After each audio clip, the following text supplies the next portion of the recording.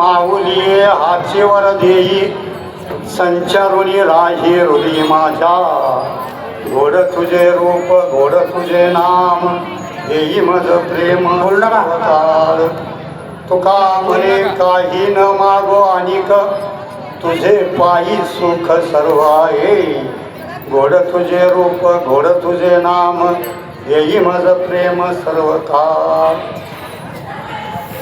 श्री क्षेत्र बहे तालुका वाळवा जिल्हा सांगली रामांच्या पदस्पर्शानं पावन झालेलं गाव. मला जरा नाही बरोबर वाटतं. आमच्याकडे आला असता तर आमच्या गावाला रामाचा पदस्पर्श झाला असता आम्ही जोरात म्हणलं असतं कमळभैरीच्या नावानं चांग बोलत. पण आमचा आवाज बारकाय हो. कारण का महाराष्ट्रातलं पहिलं गाव आहे की भाग्यवंत म्हणून तया शरण गेले त्या पांडुरंगाला शरण जाणारं महाराष्ट्रातलं पहिलं गाव बहे. एका गावातून रामलिंगाच्या मंदिरातून 2 दिवस 2 पालख्या जातात आणि या बहे गावाला थोरातांचं गाव म्हणतात नाही का. मला काही लई माहिती नाही पण या गावाला भाग्यवंत म्हणतोय मी की 2 दिवस या सांगली जिल्ह्यातलं पहिलं गाव की 2 दिवसाला 2 दिंड्या आणि या ठिकाणी त्या दिंड्यांचा मुक्काम होतोय. मला वाटतंय दोन्हीच्या 4-4च्या 8 होते त्या रोज एक दिंडी त्या बाहेरून जावावी. आणि मला भाग्यवंत मला का वाटतं तर भाग्यवंत कुणाला म्हटलं जातं भाग्यवंत म्हणून तया शरण गेले पंढरीराया. काय हो 1718 द्याव कुणाला ताळमेळ नाही. जाधवांचा देव वेगळा व्याधवांचा वेगळा मोऱ्यांचा वेगळा थोरातांचा वेगळा. कोण कुठल्या देवाला मानत नाही. देवात दम नाही आणि बघतात दम नाही.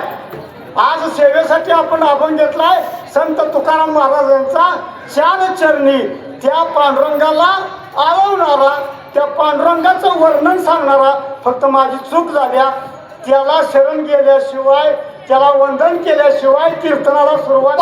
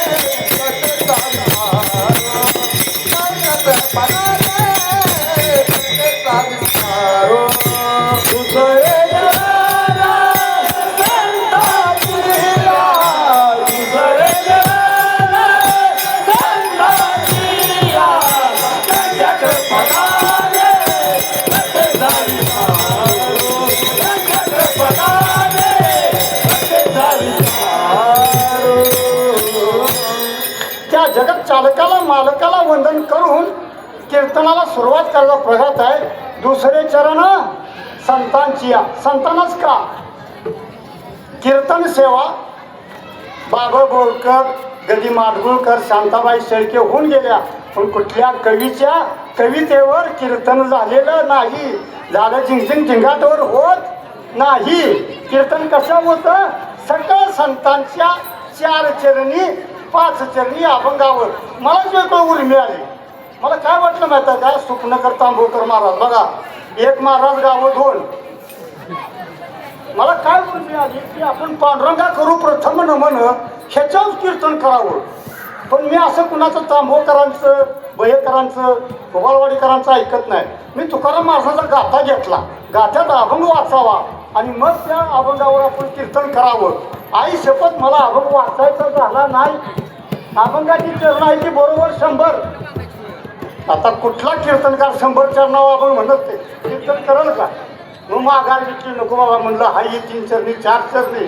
आज सेवेला आपण अभंग कुठला घेतला सदा माझे डोळे जडो तुझी मूर्ती रखमाईच्या पती सोयरिया. असा कोणतर सोयरा आहे मावल्यानो तुम्ही सांगा. सोयरा म्हणजे काय पाहुणा. असा कोणतरी पाहुणा विश्वात आहे. कसा आहे तो त्याचं वर्णन केलं तुकाराम महाराजांनी. तुकाराम महाराज म्हणतात माझ्या डोळ्यासमोर तिची मूर्ती मला कायमस्वरूपी दिसू दे, सदा माझे डोळा तुझी मूर्ती. कुणाची? रखुमाईच्या पती सोयरिया. भयातली रुक्मिणी नव, तांब्यातली नव. तुम्ही म्हणशील रोज आम्हाला भेटतील, रोज आम्ही त्याला बघतोय. हा हा हा हा रुक्मिणी कुठली? पंढरपुरातली रुक्माईच्या पती. त्याला आम्हाला सोयरा करून घ्यायचा आहे. आणि काय म्हणलंय हो ते, कसा आहे हो?